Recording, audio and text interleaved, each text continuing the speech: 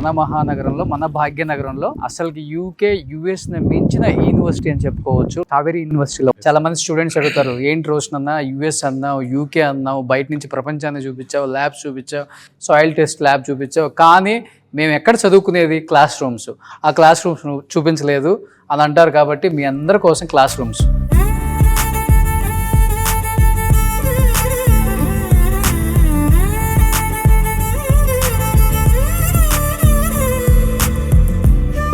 ఒక్కొక్క స్టూడెంట్ ఒక టేబుల్. ఓ ఇలా ఇలా కూర్చోవటమే ఇంకా హ్యాపీగా. ఓకే. సో అక్కడ మైక్లో చెప్తారు అనుకుంటా, చదువులు కూడా హ్యాపీగా వినపడుతుంటాయి మనకి. స్పీకర్లు ఎక్కడ ఉన్నాయో మన దీంట్లో ఏంటంటే ఎడ్యుకేషన్ సిస్టమ్ లైవ్ వస్తారు అక్కడ మనకి, అంటే మన బోర్డు మీద ఎక్స్ప్లెయిన్ చేస్తారు. అలా డిజిటల్ ప్రొజెక్టర్ చూడండి, ప్రతి కాలేజ్ కూడా ప్రొజెక్టర్ పెట్టాం. ఓకే, లైవ్ లో మన ప్రొజెక్టర్ బట్టి ఎక్స్ప్లెనేషన్ చేస్తున్నారు. సూపర్. సెంట్రల్ ఏసీ మొత్తం టోటల్ కాలేజ్ ల్యాబ్స్ అన్ని సెంట్రల్ ఏసీ.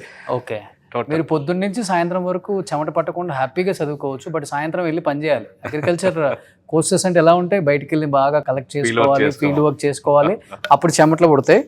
సో ఇది class room. At the same time hostels ఎలా ఉన్నాయో ఒకసారి చూడండి.